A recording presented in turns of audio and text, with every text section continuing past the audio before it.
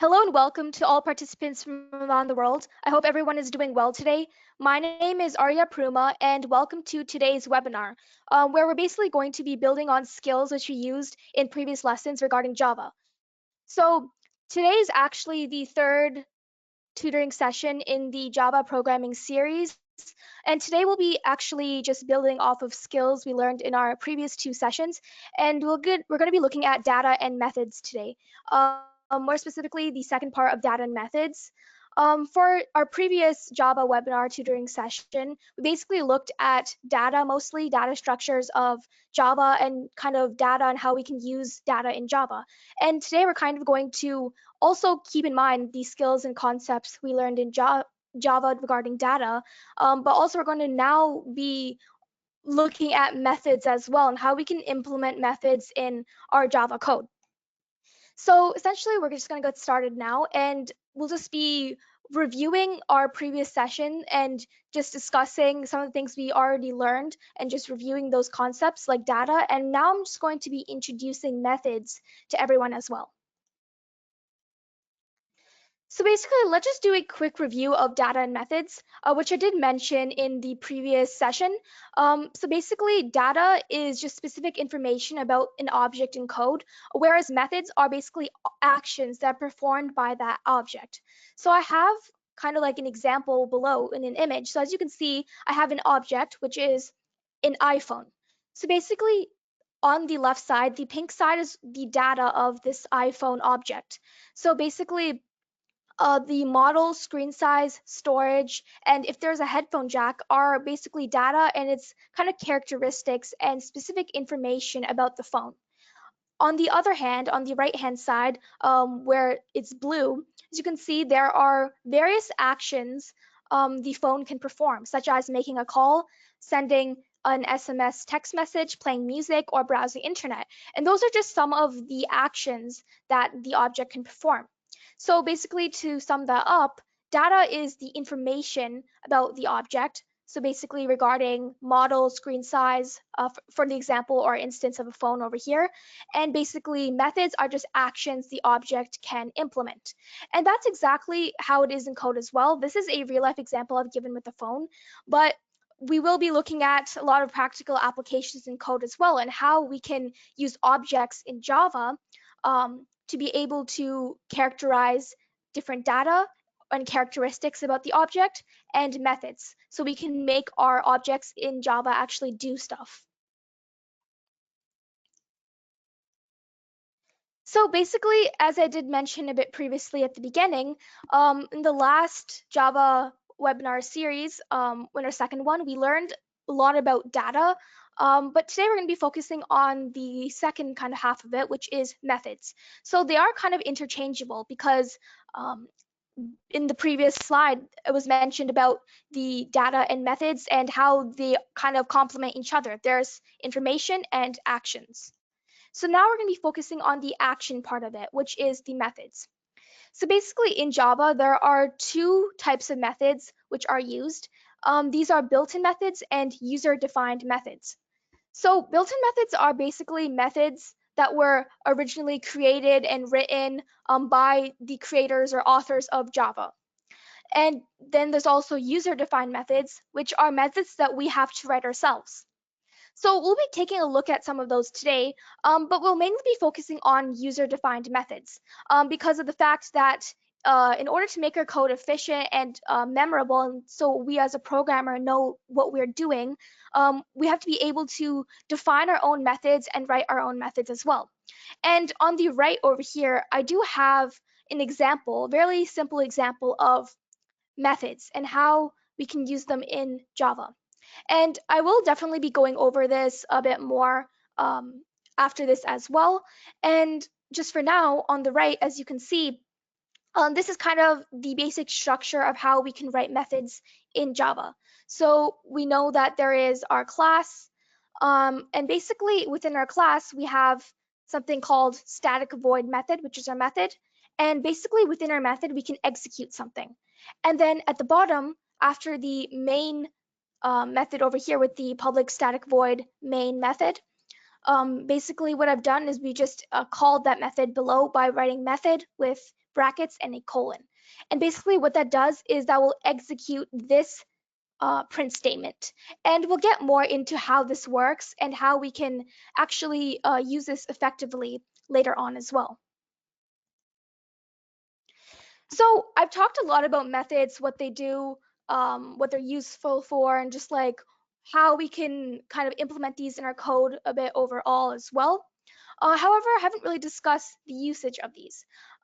So for everything in code, not just Java, but anything in general with programming, there's always a usage to everything that we do. And basically, in the case of methods, it's a pretty big usage and a pretty significant and important one as well. And this is being dry, and that's just a programming acronym kind of that a lot of coders use. And dry basically means don't repeat yourself. So basically, using methods allow you as a programmer to not repeat yourself in your code because of the fact that, as you all know, I mentioned these examples many times before, but if we want to print something, we don't want to just write that print statement 100 times if we wanted to print it 100 times. Alternatively, we want to actually be able to print that statement 100 times, but rather than just typing it 100 times, we want to print it in an effective way that we only need to type it once or twice or as minimum times as possible in order to achieve our output. And that's what we're going to be focusing on with methods.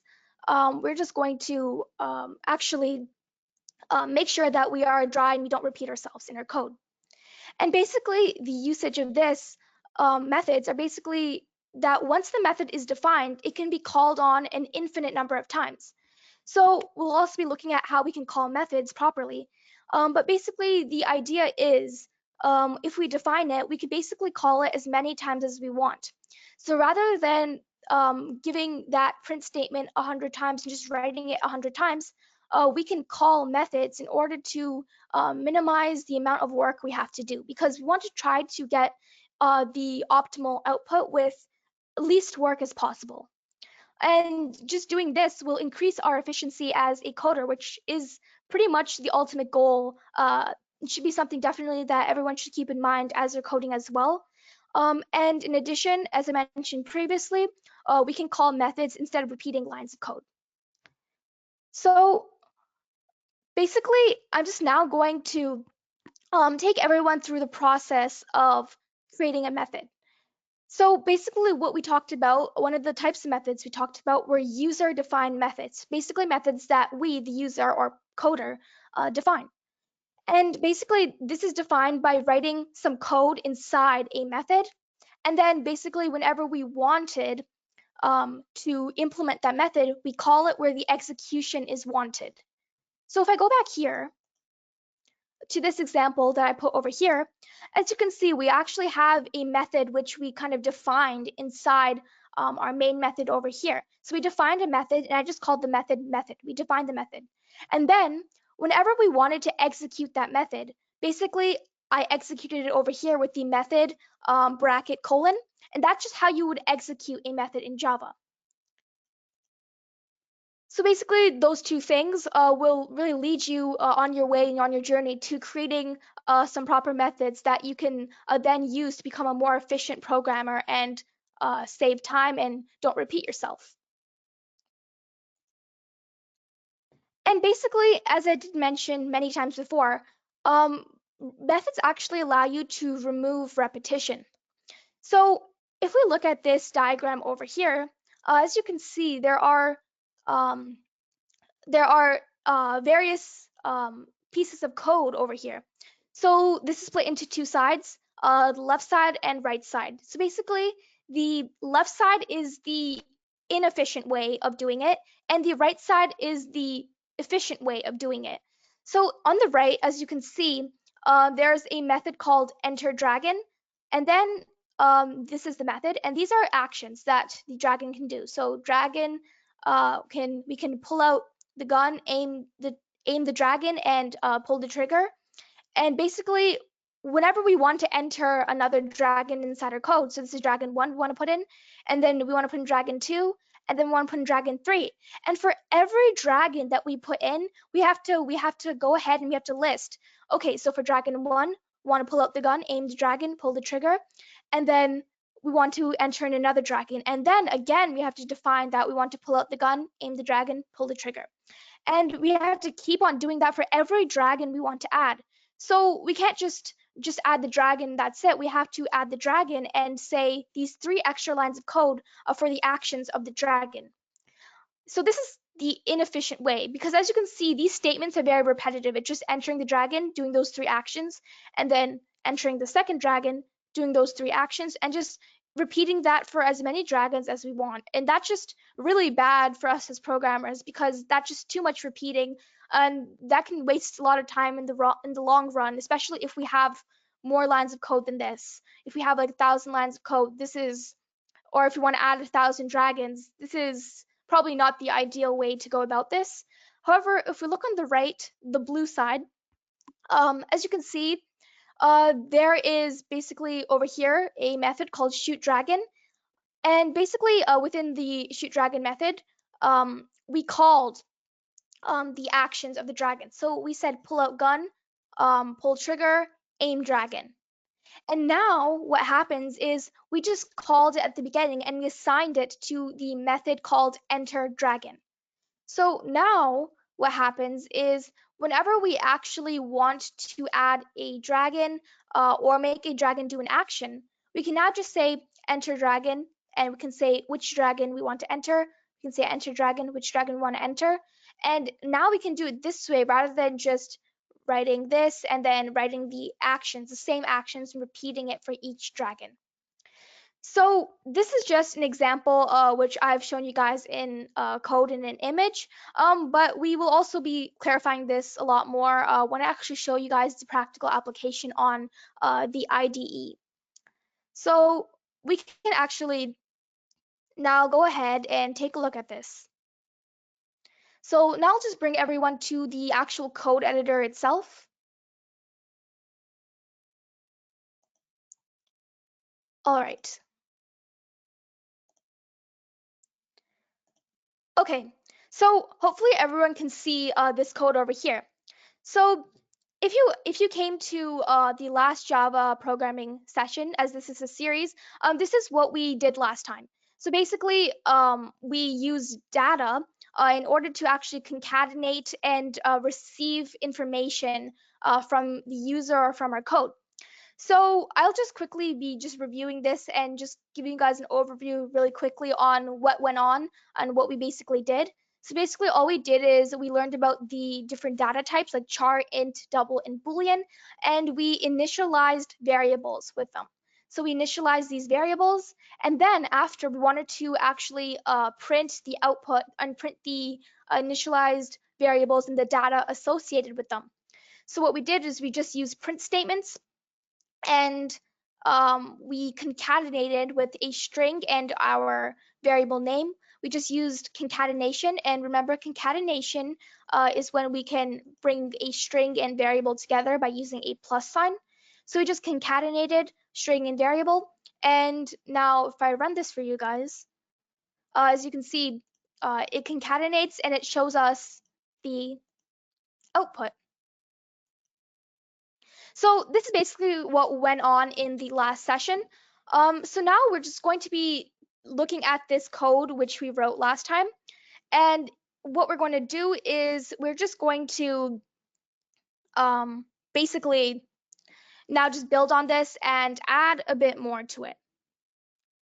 Okay, so basically, so just like any main method, the user-defined methods, which I talked about, will have a static keyword.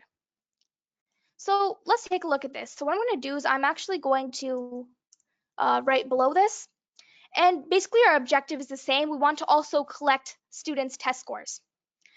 So what I'm going to do is I am going to actually call a method now. I'm going to create a user-defined method, which we talked about before. So to create a user-defined method, it basically goes like this. So we have to say static void, and we want to put our method name. So I'm just going to put method name just to show you guys that a method name goes here. We want to put some brackets and close that off with a curly brace to adhere to the Java syntax. So basically, this is how you would create a method. So as you can see, just like a main method over here, we basically have user-defined methods with the static keyword as well. And now this is basically how you define the method. So of course, you wouldn't want to write method name to name your method. I just written this to give you guys an example of how the structure of a method is. But we want to actually make our method something that makes sense to the code we're writing. So right now, the objective of our program is to collect a student's test scores. So I'm going to name this method add score. Because basically what we're trying to do in this code is we're going to actually try to add multiple students' scores. So I'll comment this out for you guys and I'll say, so we're trying to add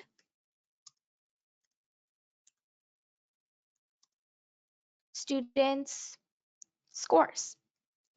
So basically our objective over here would be to do that. And now basically what we have to do is we have to now be able to kind of put some actions inside our method. So as you can see, we defined a method called add score. And just to go a bit further in the clarification of the method name, I'm actually going to say add student score. Because we are talking about a student. So basically the name that you give the method is completely up to you. Just try your best to make it something that makes sense to the code, because say that you left this code and you came back to a year later to continue working on it, you wouldn't know what variables are and what aspects of the code you were talking about if your method names are not really clear. So make sure to have your appropriate method names. So basically, now what we have to do is we have to put some actions set our method. So basically, I'm just going to say system.out.print, and I'm just going to say student test scores.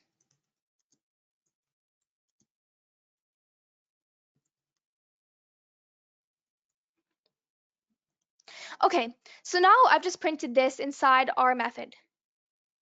And basically, we've just defined a method. So as you can see, if I ran this, let's save that. And if I run this, as you can see, nothing is actually happening. So basically only what we've started off as is coming. So what I showed you guys before I wrote these two lines, that's all that's showing in our output. So basically me doing this didn't actually add anything extra to the code, and that's okay because that's what we wanted. So we just defined a method here. Although we did add a print statement to it, we just defined the method and we didn't actually call the method. So we have to actually call the method in order for us to actually receive output, because I did mention previously that there are two components to creating a user-defined method. One is calling the method and the other is actually defining it, which is what we just did. So we just defined it and now we have to call it. So now let's just call the method in the main method over here. So over here, I'm just going to write add student score and brackets and semicolon. So now let's try saving this, try running it. So as you can see, now it says student test scores, and I'll just put a space here in addition, so we can actually get accustomed to this. So basically, for now, I'm just going to comment all of this out because it's what we did in our previous time. So let's just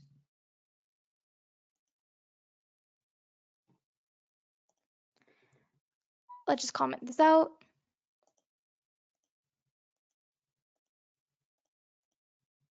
Okay, so basically, this is what we did so far. So now if I run this again, let's save that. Now, as you can see, we now have student test scores written there. That's what we want. If I commented this out, as you can see, it wouldn't work. You would have nothing now. So let's save that. And now let's run it.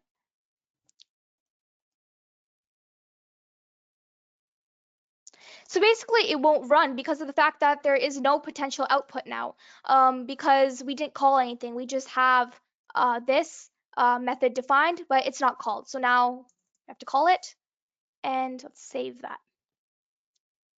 Okay, so now that we've learned a bit on how to actually define and call methods in Java, let's actually take a look at the next component to this. So we've just basically now defined and called our add student score method. So what we want to do now is we want to make use of all of this extra code that we have here. So I'm just going to uncomment this.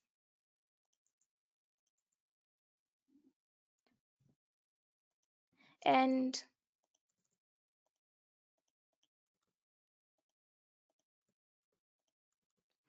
okay, so basically we want to make use of all of this code that we had before, but we want to make use of it with methods. We don't want to just put some print statements and say, okay, now it's printed, now we're good. We want to actually be able to make use of this and put it inside our methods to create some behavioral methods, which are basically methods that can perform actions. So basically what we're going to do is I'm just going to copy and paste this. So cut. And I'm just going to put this over here inside our method. And just putting it inside here. And now, as you can see, rather than it being over here in the main method, it's inside the method that I created. So it's not no longer in the main method, it's inside this user-defined method, which I just made. So now we're just going to put this here.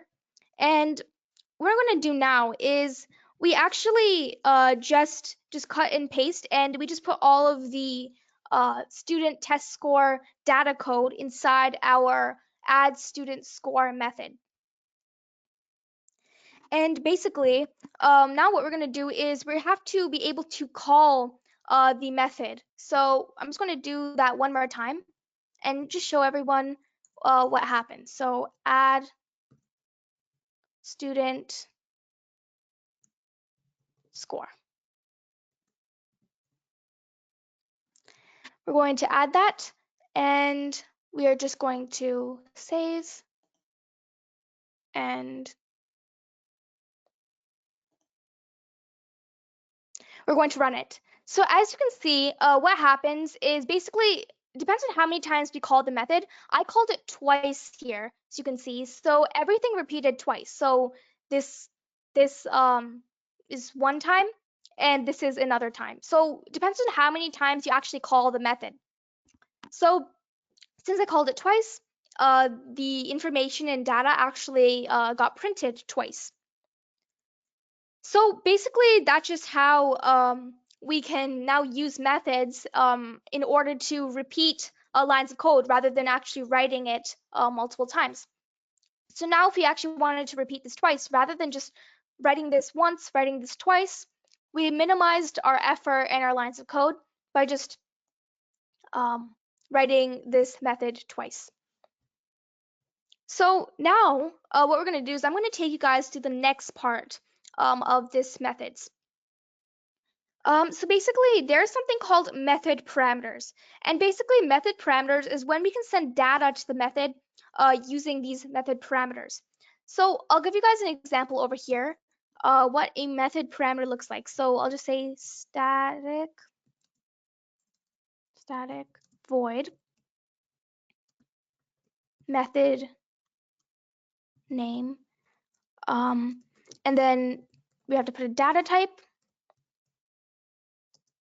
And so obviously, this is just an example. We actually shouldn't have something called method name or data type inside this, but this is just an example. So basically, what I'm going to do is comment this out, or I'll keep it uncommented for now. But basically, this is how you would use method parameters. So this data type and this name is what you would call method parameters. And this is just a means of actually sending data to our user-defined method by just using these parameters. So whenever you see kind of some variables or some kind of values inside a method's bracket, those are called parameters. So I'll just enter this down below and I'll just keep this here. So say these are method parameters in user-defined method. And basically I'll just comment this out. But basically this is what that looks like. So now what we have to do is we have to actually be able to utilize these parameters.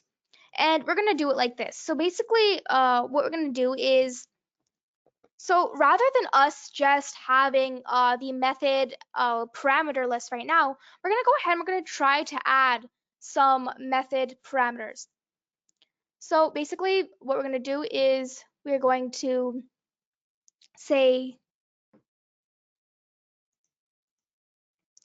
okay, so say we want to be able to use a method parameter for our char value. So our char first initial equals h value. So we're actually going to do that right now. And now I'm just going to say inside our user-defined method, so we have to define a data type, remember. There's two parts to a parameter. So data type is one part, and also the variable name is another part. So the char is the data type, and the variable name is actually called, in this case, the variable name is called first initial. And similarly, we want to do that for all of our variables defined. So we have 4 variables defined here at the moment. We have char first initial, int grade, double score, and boolean pass. So basically, now we're just going to add all of these variables in terms of method parameters. So first have char first initial, then we have int grade, then we have double score, and finally we have boolean true, and we have boolean pass, and that was equal to true. So now what we should do is, since we already have defined these variables as parameters inside our user-defined method, we no longer actually need this line of code. So let's just go ahead and get rid of that. And now, rather than us writing it like that, we just basically passed all of those variables as parameters inside our method. So now, as you can see, it is pretty similar to what we first started off as, except we now just utilize methods in order to give our ideal output. And basically, that's what we just did. So I'll just enter this here. And let's see what actually happens. Let's see if anything happens at all.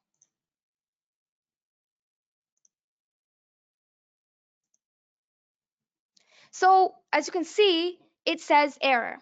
And don't worry, it should actually say error at this point because of the fact that we actually haven't defined something. So as you can see, we do have our our variables and all of that. We also have our concatenation and those aspects. However, we are missing a few things, and I'll tell everyone what we're missing. So basically, what we have to do is, apart from just calling the methods and having our parameters as our variables, we have to actually send the parameters to the method. Because as you can see, there's a red line underneath the add student score method defined because of the fact that we didn't send these parameters. We have these parameters inside the add student score method, but we didn't send it anywhere. It's just sitting inside our user defined method, but it's not sent to the execution portion of it. And that's why we're getting an error and it's not working properly. So what we're going to do now is we're going to send the parameters while calling this add review method. So basically what we're going to do is we're going to say we're going to say add a student score, and we're just going to pass the characteristics or parameters through it. So by those, I mean we want to take a look at the values we had before. So let's look at what we had before. I'll just put those back in. So basically, I'll take this out later, but we're just going to look at this to see what we had before. So we had first initial as H. We then separate it by comma. Then we have 10 as our next value for grade. We have 80.2 as our next value for the double score. And then we have true as our final value for Boolean pass. So now, what we actually did is we passed and we sent the parameters while calling this add student score method. And now what we're actually going to do is we're going to look at this now. So basically we just add the parameters of our student in the method call inside the main method, which is this over here, this main method, which we went over in the first session of this series. And we also made sure that the order of the parameters remains the same. So this is something that's really, really crucial and something that everyone here definitely should remember when creating this. So we want to keep the actual parameters the same, and want to keep them constant in terms of order. Because as you can see here, we said char first initial, and I put the value of char first initial. Then I put int grade, I put the grade value. Put the score, I put the score value. And then I said pass, I put yes, they pass, I put true. So basically, I put them in the same order as they were defined in the parameters for my methods. If I said H, or if I just switch the positions of 10 and H, let's see. 10 and H. As you can see, there's a red line that comes underneath this method. Because of the fact that that's not correct, we can't just change up the order. Whatever order you put here in the parameter is what you have to put here when defining your method. So I'm just going to go ahead and switch that back. And now, as you can see, it's good. So what we have to do is we have to actually now we want to add another student. So we've just added these characteristics for student number 1. But now let's say we wanted to add another student. So say we have a student and let's say their initial starts with W. So we're going to say that we want to add that student's score, and rather than just printing this out again for our second student and just typing that all over again, we can now easily use methods to implement this process, make it so much quicker for ourselves. So what we're going to do for that is we're going to use different student test score details for the second add student score function call.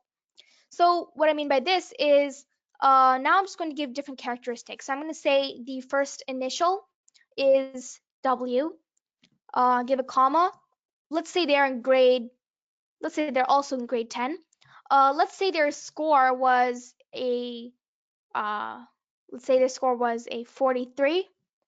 And so pass or fail. So we're just going to go ahead and say 50 or below is a fail. So we're going to write fail. And, or false. So it's fail, so it's false. So because it's a Boolean value, it would accept true or false. And basically, what happens now is we basically just added a new student without having going through all the hassle of now just doing this all over again, giving new values, assigning new variables, doing it all over again for the second student. Now, all we need to do is we just needed to add the student score using another method and just putting in the new characteristics. And that was very, very simple. We did that so quickly without spending any extra time, and we got the ideal output as well. We were also really able to optimize our time and our work as a programmer, which is something that is definitely main focus, if not the number one focus of programming and coding. So I'm just going to go ahead and save this. And what I'm going to do is now let's go ahead and run this.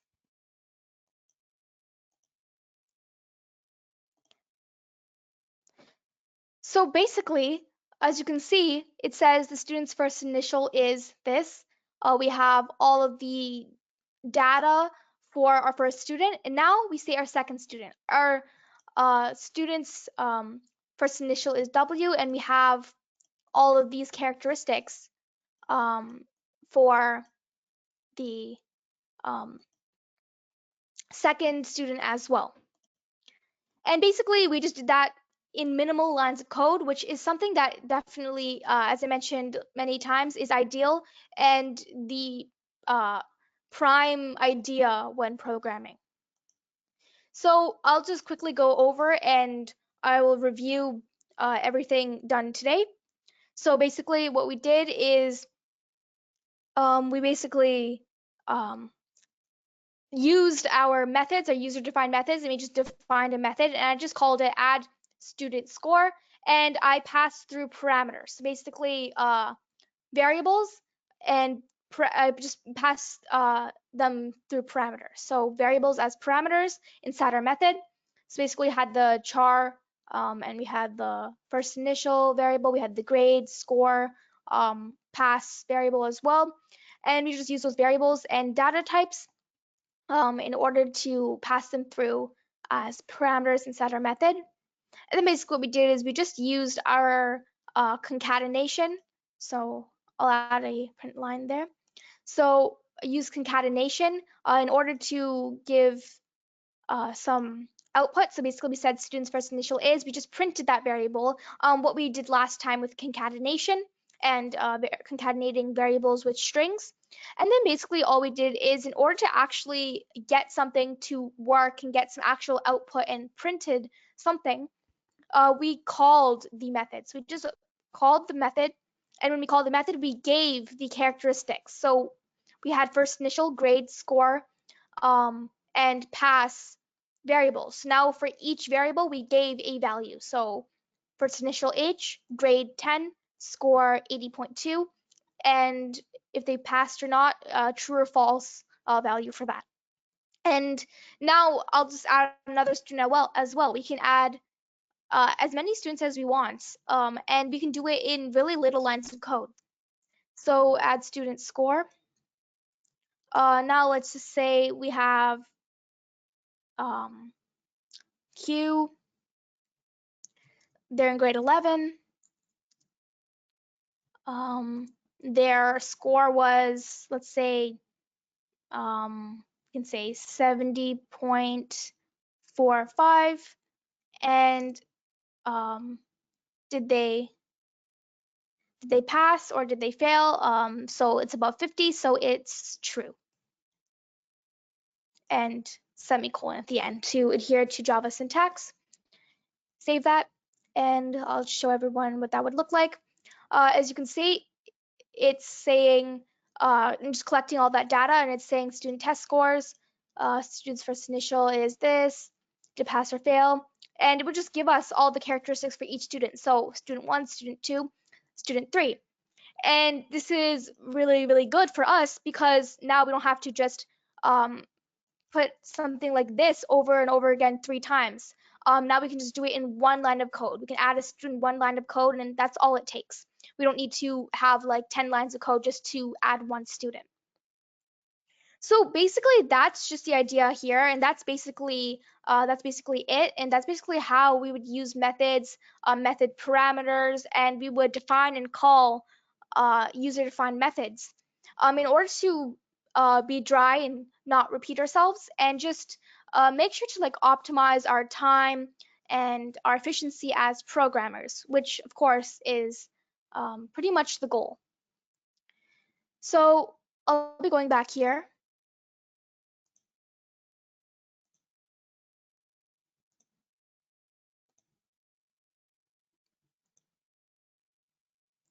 And basically, we'll just conclude what we learned, just sum everything up. So basically, in conclusion, we learned how to be dry in programming, which is just an acronym that stands for don't repeat yourself. So we learned how to not repeat ourselves. And in order to do this, we learned how to use methods in order to optimize our efficiency and be efficient programmers. In addition, we also learned methods. We learned how to create user-defined methods, which are basically methods that contain two components when we actually use them. First is defining that method, and the other part is calling and executing that method. So we learned those two parts. And then finally, we learned parameters, which is what you saw um, that were inside the brackets of the method. So basically, we made the methods more efficient and we made the methods actually be able to do stuff when we put those parameters in. And I'll also go back over here to maybe just highlight that one more time. So basically, I can just comment on the side. So if anyone wants to go back and review this, definitely can. So I'll just write um, so parameter inside method. And maybe I'll move this over here at the top as well. So basically there are parameters inside method, and we also created add student score method. We added that in, and we just used that in our method. And then also what we did is we concatenated and defined so our characteristics of the method. So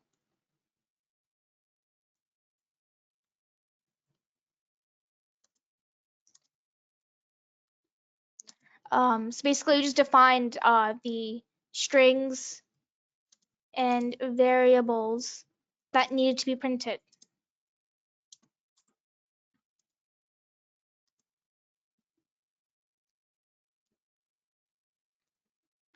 So basically we just did this.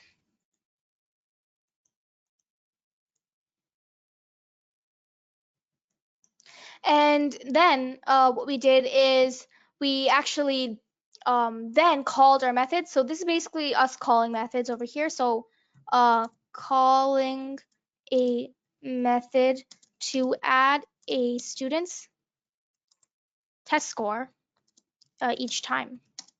So that's basically what we did. We just called the method to add the student's test score each time. And then we just created the method. We put in some parameters with variable names inside. And we also assigned, using concatenation, we defined some strings and variables, basically what we wanted to be printed in our output using these few lines over here.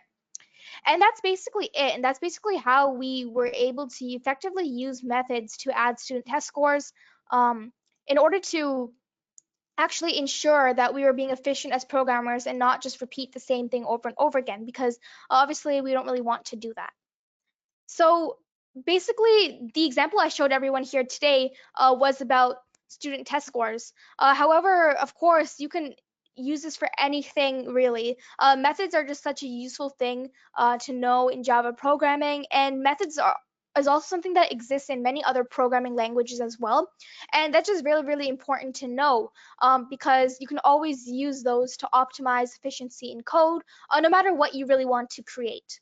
So it's really good for the purpose of that. And with that, we actually have come to an end of today's session. And I really hope everyone enjoyed and was able to take away something new and something interesting and exciting about Java programming and methods today. I hope everyone is also able to see how important these are and how we can use them to optimize efficiency in code and just become better programmers and not repeat ourselves. And I hope everyone is able to enjoy today's tutoring session.